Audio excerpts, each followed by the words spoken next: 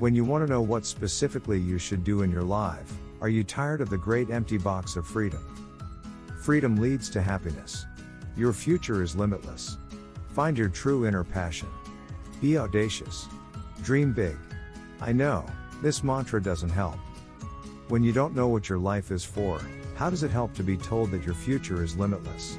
You only hear empty box after empty box in commencement speeches. But today, we're embarking on a thought-provoking journey with The Second Mountain by David Brooks. This book is more than just pages and text, it's a guide to rethinking what brings us true fulfillment in life. Brooks challenges the conventional path of success and invites us into a world where meaning and purpose take center stage.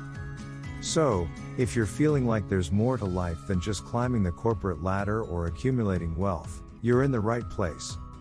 Let's dive into these transformative ideas and see how they can reshape our understanding of true success and happiness. Part 1. The First Mountain, Pursuit of Self-Centered Goals.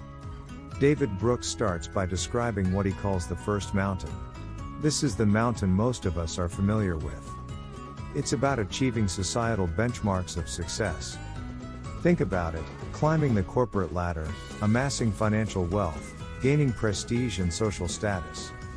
These are the goals we're often told to aspire to from a young age. But here's a question Brooks poses: does reaching the summit of this mountain truly fulfill us? Is the view from the top what we expected? Or do we find ourselves looking out, wondering, is this all there is? The first mountain is about self-enhancement, but often, once we reach its peak, we realize it might not be the source of deep fulfillment we were seeking.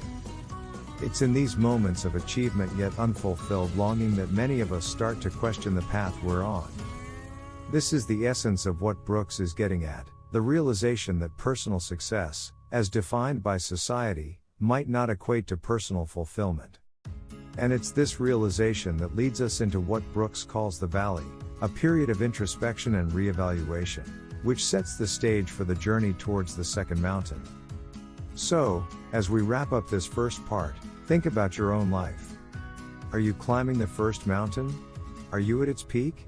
Or perhaps, like many of us, you're beginning to sense that there's another mountain out there, one that promises a different, more profound kind of fulfillment. Stick with me, as we explore this next phase in our next segment. Part 2, The Valley, a period of introspection. Now, let's talk about the valley, a pivotal concept in Brooks's book. Imagine standing at the peak of your first mountain, looking down into a valley. This valley isn't just a low point, it's a place of transformation.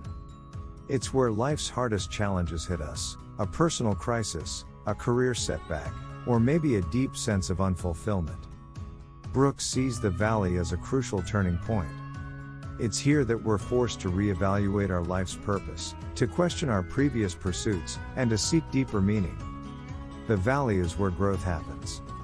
It's uncomfortable, yes, but it's also where we shed the layers of societal expectations and start to discover our true selves. Brooks emphasizes that the journey through the valley isn't about escaping it quickly. Instead, it's about embracing the lessons it teaches us, about empathy, resilience, and genuine self-reflection. It's in the valley that the seeds for the climb to the second mountain are sown. Part 3, The Second Mountain, Commitment to Others. Emerging from the valley leads us to the second mountain. This mountain is radically different from the first. It's not about me, but about us. Brooks talks about commitment, to others, to a cause, to a community. This mountain is about finding joy in things that are not self-centered. It's about building deep relationships, engaging in work that truly matters, and dedicating ourselves to causes bigger than our individual ambitions. On this mountain, success is measured not by what we accumulate, but by what we contribute. Brooks highlights that the joy found here is more profound and lasting than any fleeting happiness of the first mountain. It's about connection, purpose, and making a difference. And remarkably, it's often through serving others that we find our deepest sense of self and fulfillment. Think about your own life for a moment. What commitments drive you? What gives your life purpose beyond personal success? As we move forward, remember, The climb to the second mountain is challenging, but the path it leads us on is rich with meaning and joy. Part 4, Joy versus Happiness and Levels of Joy. In the second mountain, David Brooks draws a crucial distinction between happiness and joy. Happiness, he suggests, is about self-satisfaction. It's temporary, often tied to external achievements. But joy, that's something else. Joy is deeper, more enduring. It's found in those moments of self-forgetting, where we connect with something larger than ourselves. Happiness fades, we get used to the things that used to make us happy. Joy doesn't fade. To live with joy is to live with wonder, gratitude, and hope. Brooks also introduces the concept of different levels of joy. First, there's physical joy, the kind we experience in moments of physical pleasure or accomplishment. Then, there's the joy of connection, found in our relationships with others, in love, friendship, and community. But it doesn't stop there. Brooks talks about higher joys. There's the joy of helping others, which comes from altruistic acts, from contributing to the well-being of others.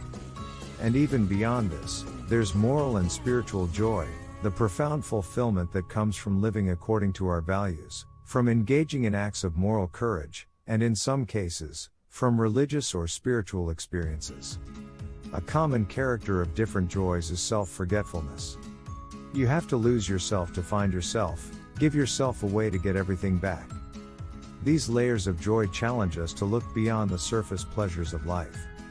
They invite us to explore deeper connections, to serve others, and to align our actions with our deepest beliefs and values. Think about your life. Where do you find these joys? Are your days aligned with these deeper, more enduring sources of fulfillment? Part 5, Implementing Brooks's Ideas in Our Lives. How can we take the profound insights from the second mountain and make them a part of our daily lives? It starts with reevaluating our priorities. Are we focusing too much on material success and not enough on what truly brings joy? Brooks urges us to build stronger relationships, engage deeply with our community, and find work that's not just a job, but a calling. Community engagement goes beyond just showing up, it's about active participation and contribution. This could mean organizing local events, starting a community project, or even joining local governance. It's about identifying a need in your community and stepping up to address it.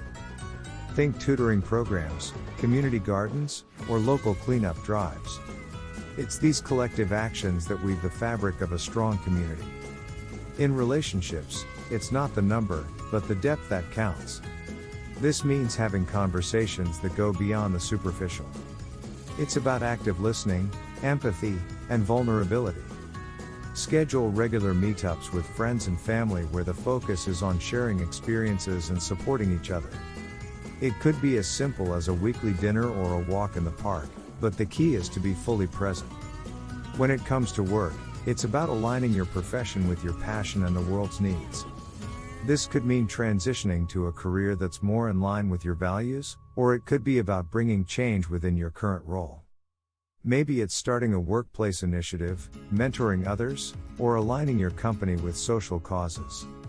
Find ways to make your workdays not just productive, but purposeful and rewarding. Each of these areas, community, relationships, and work, are integral parts of our climb on the second mountain. It's about making choices every day that add up to a fulfilling life. And so, we reach the conclusion of our collective exploration of David Brooks's profound work, The Second Mountain. Throughout these pages, Brooks not only illuminates the often arduous trek from the foothills of self-centered ambition to the peaks of altruistic purpose, but also reminds us that the map is not the territory. It's a call to action, a beckoning to embark upon the path less traveled by our own volition. Have you experienced the shift from the first to the second mountain in your life? How do you find joy in your daily experiences? Share your stories and thoughts in the comments below. And if you found this discussion inspiring, please like, share, and subscribe for more content that delves into the deeper aspects of life and success. Remember, the path to true fulfillment is unique for each of us, but the journey is richer when shared. Thank you for being part of this community. Until next time, keep climbing your second mountain.